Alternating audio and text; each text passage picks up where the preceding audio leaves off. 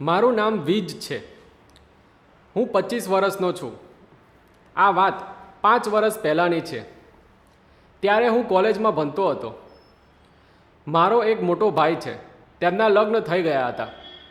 ઘરમાં હું મારા ભાઈ ભાભી અને મારા માતા પિતા સાથે રહેતો હતો. અમે ફ્લેટમાં રહેતા હતા.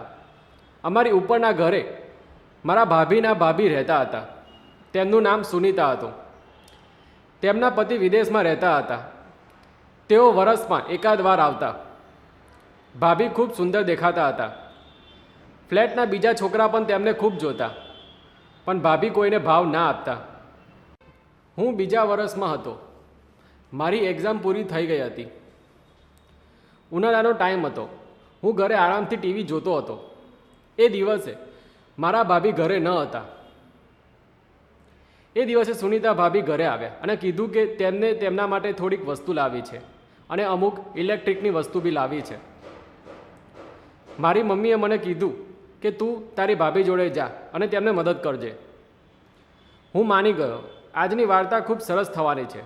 આવી વાર્તા રોજ સાંભળવા ચેનલને સબસ્ક્રાઈબ કરી દો. મમ્મીએ ગાડી બુક કરવા કીધું. મેં ગાડી બુક કરી. ગાડીમાં હું અને ભાભી બેસ્યા. ભાભીએ આજે ખૂબ સુંદર ડ્રેસ પહેર્યો હતો. તેમને મેકઅપ બી કર્યો હતો. તે આજે એ ડ્રેસમાં બહુ સુંદર લાગતા હતા. સુનીતા ભાભી જોડે મારે સારું બનતું. તે બહુ સરસ રીતે વાત કરતા. અમે ફ્રેન્ડલી બની ગયા હતા. તે દિવસે ગાડીમાં બેસતા તેમણે તેમનો હાથ મારા ખભા પર મૂક્યો. મને અજીબ લાગ્યું. તે પછી વારે ઘડીએ મારી તરફ જોવા લાગ્યા. બજાર 20 કિલોમીટર દૂર હતું, એટલે 40 મિનિટ અમે જોડે હતા. તે મને મારા કોલેજ વિશે પૂછવા લાગી. તેમને પૂછ્યું કે તારે ગર્લફ્રેન્ડ છે? મેં કીધું કે અત્યારે એકે નથી. પછી પૂછ્યું કે તને કેવી છોકરી જોઈએ? મેં કીધું કે સુંદર અને સમજદાર. તેમને પૂછ્યું કે મારા જેવી ચાલશે? મેં કીધું કે હા, ચાલશે. તે જ સમયે અમારા પાછળથી એક બાઇક આગળ ગઈ. તેમાં બોયફ્રેન્ડ ગર્લફ્રેન્ડ રોમેન્સ કરી રહ્યા હતા. અમે શરમાઈ ગયા. તે છોકરી છોકરાને ગાલે અને કાને કિસ કરતી. અમે ચૂપ થઈ ગયા. ભાભીને પોતાના કોલેજના દિવસો યાદ આવી ગયા. અમને ઘણા ટાઈમ સુધી તે બાઇક જોવા મળ્યું. ભાભીના ચહેરા પર અલગ જ ચિત્ર હતું. ભાભીને બી આ કરવું હોય તેવું લાગતું હતું. ભાભી આમ બી એકલા રહેતા. તેમના પતિ વર્ષમાં એક વખત આવતા. તેઓ 5 વર્ષથી એકલા રહેતા. તેમને બાળક ન હતું. તેમના પતિ બી તેમને બહુ મજા ના આપતા. તેથી ભાભીને સંતોષ ના મળતો. તે બહુ વિચારી રહી હતી. મેં તેમને બોલાવી, પણ તે ના બોલી. પછી જોરથી બૂમ પાડી. તે ભાનમાં આવી. મેં પૂછ્યું કે ક્યાં ખોવાઈ ગયા હતા? તેમને કીધું કે મારા પતિની યાદ આવી ગઈ હતી. મેં પછી વધારે ના પૂછ્યું. અમે થોડી વાર રહી બજાર પહોંચ્યા. સાંજ પડી ગઈ હતી. અમે પછી ભાભીનો સામાન લીધો. પછી ઇલેક્ટ્રિકની વસ્તુ લીધી. મારા મમ્મીનો ફોન આવ્યો કે શાકભાજી લેતો આવજે. મેં શાક માર્કેટમાં જઈ શાકભાજી લીધી. પછી સુનીતા ભાભીએ કીધું કે ચલો પાણીપુરી ખાઈએ. તેમને ભૈયાને કીધું કે તીખી બનાવજો. તેમને કીધું કે મીઠું પાણી પણ નાખજો. તે વખતે અમારી જોડે પાણી ન હતું. તીખી પૂરી ખાઈ ભાભીનો ચહેરો લાલ થઈ ગયો હતો. તેમના હોશ ઉડી ગયા. તેમનો ચહેરો કર્યા પછીનો હોય તેવો થઈ ગયો. પછી અમે ગાડી બુક કરી. અમે ગાડીમાં બેસવા જતા હતા ત્યાં ખૂબ જોરથી વરસાદ ચાલુ થઈ ગયો. બધે પાણી પાણી ભરાઈ ગયા. ગાડીએ બી આગળ જવાની ના પાડી દીધી. અમે સામાન લઈ નીચે ઉતર્યા. પછી અમે સામાન મારા ફ્રેન્ડના ત્યાં મૂકી દીધો. ઇલેક્ટ્રિકવાળો સામાન હતો, જે પલળી જાય તો બહુ નુકસાન થાય. અમે થોડી વાર મારા ફ્રેન્ડના ત્યાં રોકાયા. પછી વરસાદ ઓછો થયો એટલે ઇલેક્ટ્રિક સામાન ત્યાં રાખી અમે નીકળી ગયા. ભાભી થોડા ભીના થઈ ગયા હતા. તે હવે વધુ સુંદર લાગતા હતા. અમે પછી ગાડી બુક કરી ઘરે આવ્યા. આવા ઉનાળામાં વરસાદ આવશે એવી અમને નવાઈ લાગી. વાતાવરણમાં ઠંડક ફેલાઈ ગઈ હતી. ઘરે આવતા ભાભી ભીના હતા એટલે તેમને ઠંડી ચડી ગઈ હતી. તેમને મને ગળે લગાડી લીધી અને મને ચોંટી ગયા.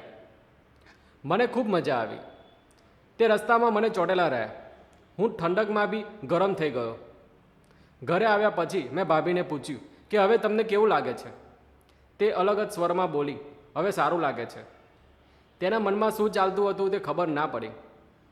મને રાત્રે સૂતા સમયે લાગ્યું કે ભાભી મને પ્રેમ કરે છે, તેમને મારી જોડે કરવું છે. પછી મેં કાલ વિશે વિચાર્યું. મને ગલગલિયા થવા લાગ્યા કે કાલે ભાભી મારી જોડે બજાર જતા વખતે શું કરશે. બીજા દિવસે ઇલેક્ટ્રિકનો સામાન લેવા જવાનું હતું.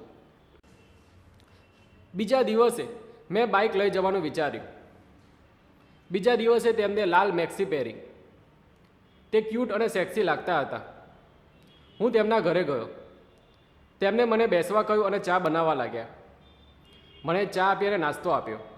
તેમને પછી મારી જોડે ખૂબ વાતો કરી. પછી અમે બજાર જવા નીકળી ગયા.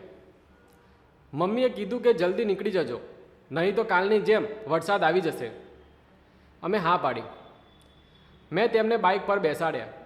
મેં બાઇક ચાલુ કર્યું. થોડે દૂર ગયા તો ભાભી મને બોયફ્રેન્ડની જેમ ગળે લગાવવા લાગી. તે મને કાને કિસ કરવા લાગી. તેને પછી પૂછ્યું કે કેવું લાગે છે. મેં કીધું કે તું મારી વાઈફ હોય તેવું લાગે છે. મને મજા આવી રહી હતી. તેમને કીધું કે આપણે પણ ગઈકાલવાળા કપલની જેમ આજે રોમેન્સ કરીએ. તેમને મને પૂછ્યું કે હું આજે કેવી લાગું છું. હું બોલ્યો કે એકદમ હિરોઈન જેવી લાગું છું. તે હસી પડી. હું ભાભી ભાભી કહેતો તો તેમને મને ટોક્યો અને કીધું કે આજે હું તારી વાઈફ છું. ભાભી નહીં, ખાલી નામ બોલ. પછી મેં કીધું સુનીતા આઈ લવ યુ. તે શરમાઈ ગઈ. પછી તેને મને કિસ કરી. મને અંદરથી શરમ આવતી પણ હું કંઈ ના બોલતો. બજાર પહોંચી મેં પાણીપુરી ખવડાવી. મેં પછી ઉતાવળ કરવા કહ્યું. તે બોલી કે તારી પત્નીને તું આવી ઉતાવળ કરાવીશ. આજે આપણે શાંતિથી ઘરે જઈશું. આજે વરસાદ નહીં આવે. પછી અમે અમારા ફ્રેન્ડના ત્યાં ગયા અને સામાન લઈ બહાર આવ્યા. પછી હું ગાડી બુક કરતો હતો ત્યારે તેને હોટેલનો ઇશારો કર્યો. અમે પછી હોટલ ગયા.